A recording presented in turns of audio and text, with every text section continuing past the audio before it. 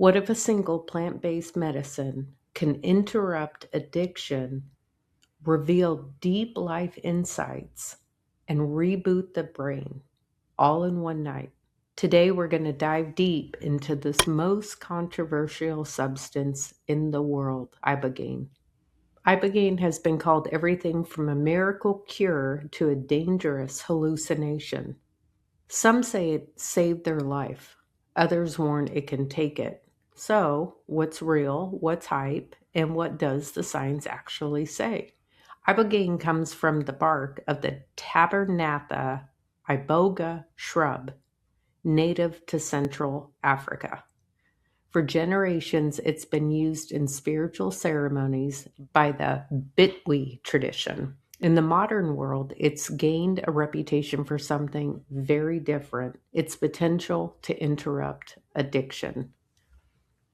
So, when you have all of these veterans with traumatic brain injury, TBI, and PTSD, they've been through the ringer with pharmaceutical suggestions, the side effects, and they're desperate for relief from the side effects of PTSD. They are going in droves to try this experimental route. It's not legal in America, but it is legal in Mexico.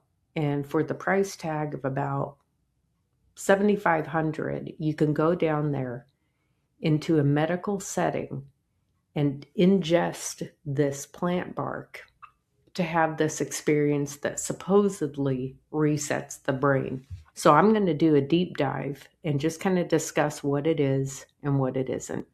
So here's why Ibogaine has caused such a buzz. Many people report that after a single treatment, withdrawal symptoms drop dramatically, especially for opioids.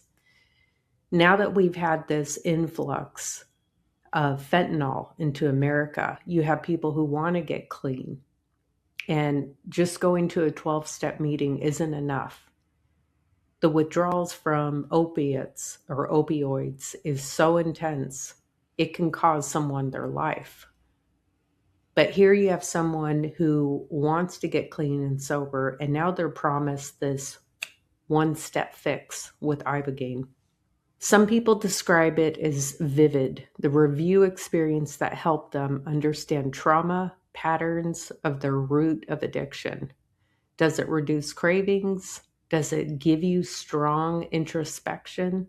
Does it give you emotional clarity? Early research, though small, has shown reductions in drug-seeking behavior and improvements in mood, PTSD symptoms, and even cognitive function in some groups, especially our military veterans.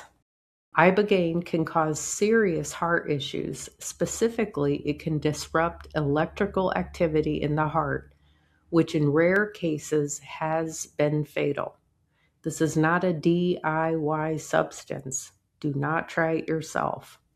Even in clinics, risks remain. Other side effects can include tremors, nausea, confusion, coordination problems, and overwhelming emotional experiences. In the United States, as I mentioned, Ibogaine is illegal. It's classified as Schedule 1, meaning no longer acceptable for medical use. That pushes people toward underground clinics or treatment centers in other countries where safety standards vary dramatically. At the same time, researchers are working on new, safer versions of Ibogaine, compounds that might keep the benefits without the dangerous heart effects. If that becomes real, it could be a game changer. We all know what happened when we were forced, or some of us were forced, some of us did not comply, to take an experimental vaccine. There has been a huge increase in heart-related issues. So if someone is concerned about this very real issue, that's wise. So is Ibogaine a magical cure? No, but it is intriguing. Absolutely. The stories are powerful. And some early research is promising, but until large, rigorous clinical trials happen, with medical supervision and long-term follow-up, Ibogaine remains a high-risk experimental therapy. Ibogaine sits at the crossroads of potential and danger, a plant that might change lives or endanger them. The conversation is just beginning.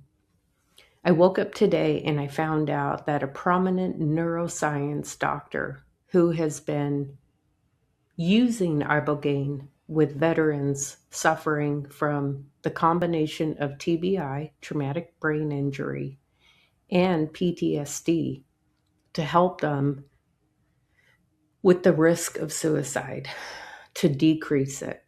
And I thought, wow, this guy is in my lane. We are aligned. We're on the same page. His mission is beautiful. I've got to know more about him. And sad to say, the more I read the article, I found out what happens again and again in America, and no one's talking about it.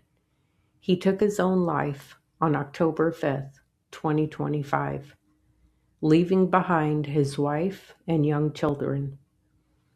What I couldn't decipher in the article by one of his colleagues, a fellow psychiatrist, was whether he had tried Ibogaine.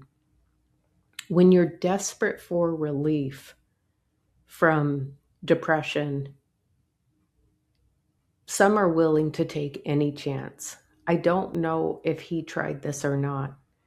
The last thing I want to do is encourage people to go out and try an experimental bark from South Africa.